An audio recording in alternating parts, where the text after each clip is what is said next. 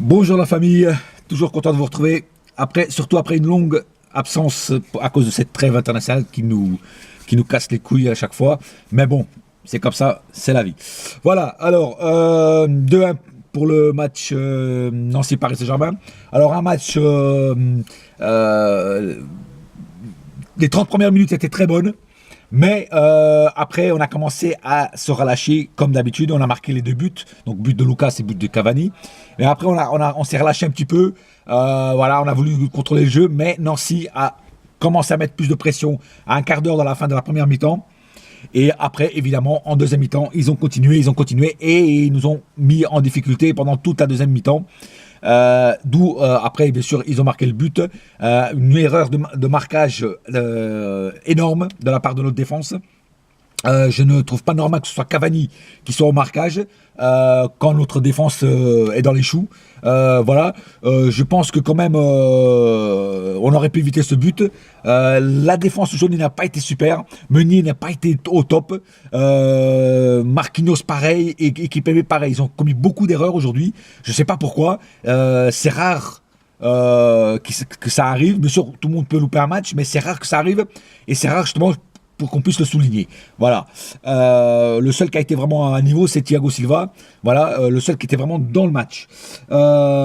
Sinon, Areola était pas mal. Areola il nous a fait une petite claquette, hein, tranquille. Le but qui s'est pris, bon, c'est pas sa faute, c'est l'erreur de marquage de la défense. Sinon, le milieu de terrain. Alors le milieu de terrain, évidemment, n'a Krychowiak a été transparent pour moi. On l'a pas trop vu, Krychowiak. Le peu qu'on l'a vu, c'était pas super. Donc franchement, ce joueur, je comprends pas pourquoi ils l'ont pris, parce que pour l'instant, il a rien montré. Il n'a pas brillé encore, je trouve pas. Voilà. Des fois, on critique Mota. Moi-même, je critique Mota, mais Mota arrive quand même à faire des meilleurs trucs que Krychowiak, et pourtant, il a un âge plus avancé. Sinon, Matuidi. Nous a fait du Matuidi, voilà, très bon. Il a essayé il a essayé comme toujours d'être partout, 3-4 poumons, courir avec ses 100 jambes, voilà. Verratti énorme, Verratti, c'est un mec, ce petit bonhomme, je l'ai jamais vu louper un match. Même par terre, il arrive à piquer la balle à l'adversaire, voilà, énorme. Bah voilà, du Verratti quoi. Devant, alors Lucas. Même s'il a marqué le but, a été moyen, je trouve. Lucas peut faire beaucoup mieux quand il veut. Et puis, Cavani, par contre, était pas mal aujourd'hui. À part que... Voilà, alors Cavani, tu fais beaucoup d'appels de balles, mais le point négatif aujourd'hui que tu avais, c'est fais attention aux hors-jeux. Tu as été trop sifflé de fois comme hors-jeu. Un professionnel comme toi doit voir s'il est hors-jeu ou pas. Bon, que ça arrive une fois ou deux encore. Mais là, c'était trop. Là, c'était en moins de 10 fois, mon frère. 10 fois, tu t'es sifflé hors-jeu.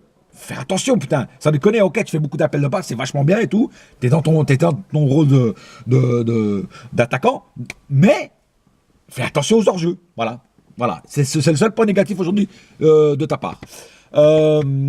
Sinon, qui c'est qu'il y avait encore? Bon, alors, point négatif aussi. Alors, cette putain de pelouse artificielle qui me casse les couilles. Les pelouses artificielles me cassent les couilles. Ça devrait être interdit, les pelouses artificielles. L'année dernière, Lorient avait une pelouse artificielle. Ils ont changé, ils ont foutu une pelouse normale. Maintenant, on se tape lancé avec une pelouse artificielle. Les joueurs n'arrêtaient pas de glisser. C'était casse-gueule. Voilà. Donc, moi, je dis qu'il faut arrêter les pelouses artificielles. Les stades qui ont pas les moyens d'avoir une pelouse normale, eh ben, ils devraient pas être en Ligue 1. Voilà. Ils devraient être sanctionnés et arrêter avec ces pelouses de merde. Voilà. Deuxième point négatif, l'arbitrage. Je parle pas de l'arbitrage général, je parle de l'arbitre en lui-même.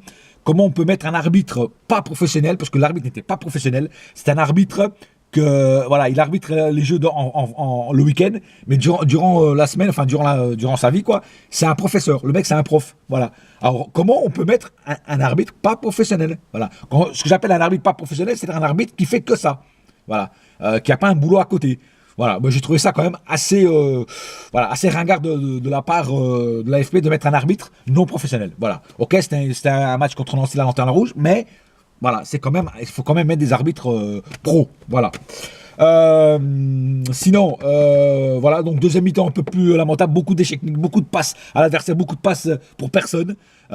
Comment on peut faire autant de déchets techniques, autant de mauvaises passes, c'est incroyable. Voilà. Moi je ne comprends pas. voilà, on a gagné, c'est vrai, on a gagné, mais sans panache. On peut pas dire qu'on a brillé, quoi. Voilà, on a plutôt subi en deuxième mi-temps qu'on a brillé. Voilà. Donc, à éviter, quoi. Un autre point négatif, cette fois-ci de la part du Emery, pourquoi faire rentrer Ben Arfa à 15 minutes de la fin? Pourquoi ne pas le faire jouer avant? Au moins une mi-temps, au moins 45 minutes. Pourquoi le faire toujours jouer à la fin? 10-15 minutes. Moi, je serais Ben Arfa, j'en aurais marre. Sérieux, j'en aurais marre. Voilà. Donc, voilà, point négatif sur ça. Ressé, le même problème. Pourquoi on l'a acheté? Pour faire du banc. Là, on aurait pu le faire jouer. Pourquoi? Parce que beaucoup d'absents, beaucoup de blessés de notre côté. Donc, si il ne fait pas jouer Ressé quand il y a beaucoup d'absents et surtout contre des équipes comme Nancy, il sert à quoi Ressé alors, finalement?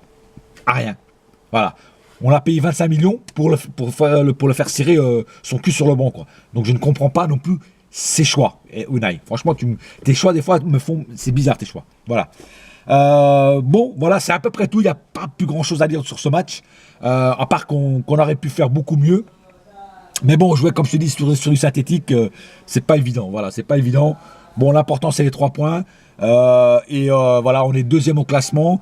Je pense même qu'on est deuxième devant Monaco parce qu'on a les mêmes points que Monaco. Mais je pense qu'au goal average, on doit être devant, quoi. Donc on doit être vraiment deuxième par rapport au goal average, avec les mêmes points que Monaco. Premier, toujours Nice, voilà, avec 4 points d'avance. Bon, à un moment ou l'autre, Nice va perdre un match. Je pense que oui. Hein. Et on va pouvoir sûrement revenir à notre place qui est le numéro 1. Voilà. Donc voilà, rendez-vous dans 3-4 jours pour le match de Ligue des Champions contre Bâle. Bâle, c'est ça, ouais. Et puis voilà, donc match de Ligue des Champions très important aussi pour la phase de groupe. Un match qu'il faut vraiment gagner. Donc c'est un match, je crois, au Parc. Donc il faut absolument gagner. Voilà. Et après, 3 jours après, le match que tout le monde attend contre les Rats. Voilà. Sur ce, j'ai plus rien d'autre chose à dire pour ce match. Je vous laisse. Bonne soirée à tous. Et rendez-vous pour le prochain match d'ici 3-4 jours contre les balles, les trous de balles. Enfin, ouais, les balles. Allez, la famille, je vous laisse. Ciao, ciao. Et à la prochaine. Et n'oubliez pas, ici c'est, et ça restera toujours, Paris. Ciao la famille. À bientôt. Ciao, ciao.